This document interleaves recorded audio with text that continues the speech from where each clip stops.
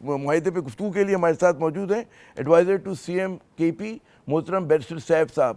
بہت شکریہ سیف صاحب. کچھ ہمیں خد و خال بتائیے گا. ایک تو بہت انتظار ہوا, بہت طویل آپ لوگوں نے نیگوسیشنز کیے, وہ پورا ایک ذرا سا پس منظر آپ ہمیں دے سکیں کہ کیا مشکلات تھیں اور اب کیا چیزیں طے پا گئی ہیں. جی جی بالکل. تفصیلات سے پہلے تو میں تمام پاکستانیوں کو اور بالخصوص کرم کے عوام کو مبارکباد دینا چاہوں گا آپ کے پروگرام کے توسط سے کہ یہ ایک بہت بڑا مائل سٹون تھا جو اچیو ہو گیا, معاہدہ ہو گیا ہے, اور انشاءاللہ اب ہمیں قوی امید ہے کہ علاقے میں پائیدار اور مستقل طور پر جو امن کا قیام ہے اس کے لیے راہ ہموار ہو گئی ہے. دوسری بات یہ ہے کہ کچھ عرصہ پہلے کرم میں فسادات ہوئے تھے, لڑائی جھگڑے ہوئے تھے. دو فریقین ہیں, اہل تشیع اور اہل سنہ, اور ان میں آپس میں ایک دوسرے پر حملے ہوئے تھے جس میں بہت سے لوگ شہید بھی ہوئے, جاں بحق ہوئے. یہ معاملہ کافی عرصے سے چل رہا تھا. ویسے تو یہ تنازع تقریباً کوئی 130 سال پرانا تنازع ہے, لیکن یہ جو گزشتہ نومبر میں اس میں تیزی آ گئی تھی. بہرحال اس کے بعد فوری طور پر خیبر پختونخوا حکومت نے وہاں پر کوششیں کر کے تو دونوں فریقین میں سیز فائر بھی کرا دیا تھا جو اب تک قائم رہا ہے. ہاؤیور جو پاڑا چنار کی طرف سڑک ہے وہ بند تھی کیونکہ اس کے دونوں طرف خدشات تھے اور خطرات تھے کہ اگر سڑک کھلے گی تو پھر کہیں آپس میں یہ دونوں فریقین جو ہیں یہ نہ لڑ پڑیں اور مسائل پھر نہ پیدا ہو جائیں, اثر نو تازہ نہ ہو جائیں. تو اس سے میں ایک گرینڈ جرگہ تشکیل دیا گیا تھا دونوں طرف سے جو اس مسئلے کے ایک مستقل اور پائیدار اور پرامن حل کے لیے آپس میں مشاورت کر رہا تھا. فائنلی انہوں نے تقریباً 20 دن کی بحث و مباحثے کے بعد اور مشاورت کے بعد فائنلی آج اس معاہدے پر دستخط کر دیے ہیں. اور اس کے بنیادی جو خد و خال ہیں وہ یہ ہے کہ دونوں فریقین کے پاس جو اسلحہ ہے وہ سرنڈر کیا جائے گا, وہ حکومت کے حوالے کیا جائے گا, اور اس کو سپرویژن میں رکھا جائے گا, اس کی نگرانی کی جائے گی تاکہ کسی ایک فریق کو بھی دوسرے کے خلاف استعمال کرنے کا موقع نہ مل سکے. دوسری بات یہ ہے کہ ان کے بنکرز تھے جن میں ان کے لوگ جو ہیں وہ بیٹھ کے ایک دوسرے پہ حملہ آور ہوتے تھے, تو وہ بھی انہوں نے ایگری کیا ہے کہ بنکرز خالی بھی کریں گے اور ان کو ڈیمولش بھی کریں گے. مجھے یہ بتائیے, خطہ کلامی میں کہہ رہا ہوں کہ بڑا ایک وہ مسلح علاقہ ہے, ایک کے پی کے اندر جو ایک روایت رہی ہے لوگوں کے مسلح رہنے کی, تو یہ جو آپ لوگ کہہ رہے ہیں کہ غیر مسلح کرا لیں گے, کتنا قابل عمل ہے یہ؟ دیکھیں کے پی میں یہ بالکل قابل عمل ہے. یہ قبائلی علاقے ہیں اور وہاں پرانی روایات کے مطابق لوگ مسلح ہی ہوتے تھے. اسلحہ ایک ٹریڈیشن ہے, وہاں کے کلچر کا حصہ ہے.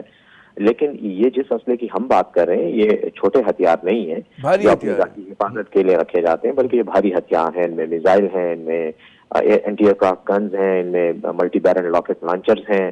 ایسا اسلحہ کہ جو عام لوگ اپنی حفاظت کے لیے نہیں رکھتے بلکہ جارحانہ طور پہ استعمال ہوتا ہے. تو اس لیے یہ اسلحہ تو کسی صورت بھی حکومت کو بھی قابل قبول نہیں ہے اور وہاں کے عوام کو بھی کے لیے بھی قابل. یہ کہاں سے اسمگل ہو گئے, کن حکومتوں نے دیا, کن اداروں؟ دیکھیں جی یہ تو عامر ضیاء صاحب, اگر آپ gun running on the Indian border land ایک کتاب ہے فرنٹیئر ریجن وہ پڑھیں گے تو وہ تو 150 سال سے یہ بزنس یہاں چل رہا ہے اسلحے کا. اور یہ ایک علاقہ ہے ہی ایسا, دونوں ملک ہیں وہاں پہ. افغانستان کے ساتھ سے بھی آپ کو پتہ ہے 40 سال جنگ ہوئی ہے, وہاں سے بھی اسلحہ ہے موجود ہے, وہ بھی آ جاتا ہے. ادھر سے اپنا بھی یہاں کا کلچر ہے اسلحے کا.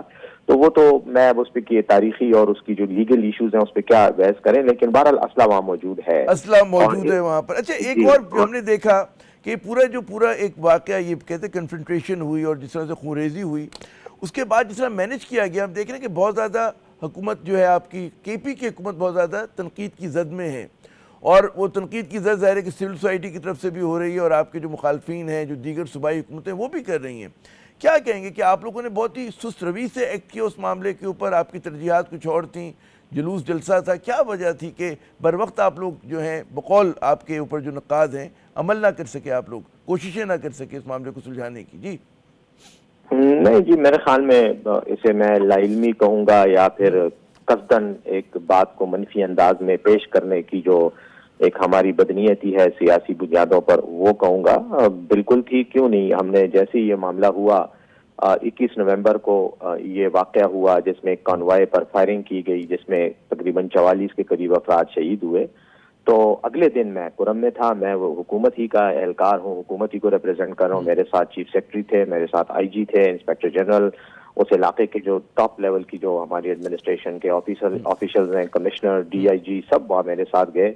ہم پاڑا چنار میں ہی رہے، وہاں پہ لوگوں سے ملے، سب کچھ کیا، سیز فائر کروایا. اس کے بعد اگلے دن ہم سدا گئے جو اہل سنت کا علاقہ ہے، وہاں پر ہم نے سیز فائر کے لیے ان سے بات کی.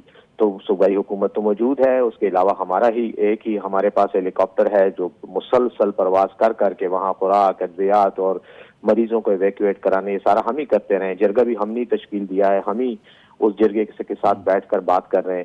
130 سال پرانا قبائل کا تنازع ہے، کسی ایک فرد کا یا دو افراد کا یا کسی چھوٹی تنظیم کا دوسری تنظیم کے ساتھ نہیں ہے. قبائل کا ایک بہت میسو لیول پر ایک تنازع ہے جو چل رہا ہے. اس میں یقیناً ٹائم لگتا ہے اور ہم نے ایک بڑے اچھے طریقے سے اس کو ہینڈل کیا. ہمارے مخالفین تو ایک اس کے جو ہے کچے کے ڈاکوؤں کو نہیں کنٹرول کر سکتے، جہاں پنجاب اور سندھ کی دونوں حکومتیں مل کر، اور ہم سے یہ توقع کرتے ہیں کہ ہم بٹن دبا کے اتنے بڑے بڑے لڑائیوں کے فیصلے کریں، لیکن ہم نے کر لیا اور اللہ کے فضل سے کامیابی سے کیا. جس دن سیز فائر ہو اس دن کے بعد سے سیز فائر کی کوئی وائلیشن نہیں ہوئی. تو آپ کے خیال میں ایک یہ بتا دیں جاتے جاتے کہ روڈز جو ہیں پارا چنار کی، جیسے آپ نے کہا کہ بند رکھی گئی تھی، وہ فوراً کھل جائیں گی، اس پہ کچھ دن لگیں گے، کیا اس میں وہ ہوگا؟ جی دیکھیں، روڈز اس لیے بند رکھی گئی تھی کہ دونوں جو فریقین ہیں وہ چونکہ سڑک کے دونوں حصوں کی طرف آپس میں ان کے علاقے ہیں، تو کہیں ایسا نہ ہو کہ ماضی کی طرح سڑک پہ چلنے والوں پر حملہ ہو جائے اور پھر فسادات کی آگ بھڑک اٹھے. تو ہم یہ معاہدہ چاہتے تھے تاکہ ایک تو اسلحہ سرنڈر ہو، امن کی ضمانت دیں، گارنٹی دیں، اور اس کے بعد ہم سڑک کھولیں گے. تو سڑک اب انشاءاللہ فوری طور پر کھول دی جائے گی. توقع کریں کل پرسوں تک کھل جائے گی اور یہ جو وہاں پہ ضرورت کی قلت ہے وہ دور ہو جائے گی. کل سے اس پر اقدامات شروع ہو جائیں گے، سڑک کھل جائے گی. ہفتے کو یہاں سے ایک بہت بڑا کانوائے جو ہے وہ پاڑا چنار جائے گا، جس میں خوراک، ادویات اور دیگر ضروریات زندگی اور لوگ جو ہیں وہ جائیں گے. حفاظت سے ان کو لے کے جایا جائے گا، ان کو سیکیورٹی دی جائے گی. اس کے علاوہ ہم نے وہاں پہ سیکیورٹی کے لیے اقدامات کیے ہیں. 400 کے قریب نئے پولیس اہلکار بھرتی کیے ہیں، چیک پوسٹ بنا رہے ہیں، اور انشاءاللہ امید ہے کہ اس معاہدے پر جیسی وہ ہوگا جو ہے امن کا قیام جو ہے وہ یقینی ہو جائے گا انشاءاللہ. اچھا، آخری میرا سوال کہ جیسے آپ نے تو کہا کہ جی 130 برس سے لڑائی ہو رہی ہے، یہ کچھ میں نے بھی 25-30 سال سے میں نے بھی اس کو کور کیا ہے، اس میں ٹل کے اندر جا کر اور سارے مقامات کے اوپر.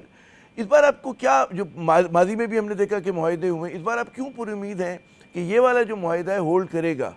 اور آپ نے دیکھا کہ پورا صرف پارا چنار نہیں، پورا ملک لپیٹ میں ہے، کراچی 9 روز سے مفلوج ہے. تو اس بار کیا آپ کی امید کی وجہ کیا ہے؟ کیا مختلف کیا ہے آپ نے اس معاہدے میں؟ جی میں سمجھتا ہوں کہ ہم نے اس میں ایک دیرپا حل کے لیے بات کی ہے، اور دونوں قبائل نے جتنا قبیلوں نے اور لوگوں نے فریقین نے سفر کیا ہے، جتنی مصیبتوں سے اور تکالیف سے لوگ گزرے ہیں، تو میں یہ سمجھتا ہوں کہ سب کو اس بات کا احساس ہو گیا کہ امن کے بغیر کوئی اور راستہ نہیں ہے بہتر انداز میں زندہ رہنے کا. اور اس جرگے میں اور اس مشاورتی عمل میں چونکہ میں خود رہا ہوں اور دونوں فریقین کے ساتھ میرا مسلسل انٹریکشن رہا ہے، تو میں یہ سمجھتا ہوں کہ دونوں کو نہ صرف احساس ہے بلکہ اس احساس پر کی روشنی میں انہوں نے ایسے حل تلاش کیے ہیں. اور وہ جو معاہدے کی شکلیں آپ پڑھیں گے، تفصیلات آپ کے سامنے آئیں گی تو آپ کو خود پتہ چل جائے گا کہ قبائل نے اپنی ذمہ داری لی ہے، فریقین نے اپنی ذمہ داری لی ہے کہ وہ امن کا قیام کریں گے. حکومت ان کو فلی فیسیلیٹیٹ اور پروٹیکٹ کرے گی، لیکن اونرشپ اس امن کو قائم رکھنے کے لیے اور انشور کرنے کے لیے یہ لوگوں نے اپنے ہاتھ میں خود لی ہے. اور یہی سب سے بڑا میں اس کو کہوں گا کہ ایک بریک تھرو ہے کہ یہ حکومت کی طرف دیکھنے کی بجائے انہوں نے خود اپنے آپ کو جو ہے ذمہ دار بڑا قرار دیا. بریک تھرو ہے، امن کی اونرشپ جو ہے قبائل لے رہے ہیں. بہت بہت شکریہ بیرسٹر صاحب صاحب. جو اس مرتبہ جو ہے معاہدے کا فرق یہ کہ جی اس بار قبائل بقول حکومتی ترجمان کے وہ اونرشپ لے رہے ہیں.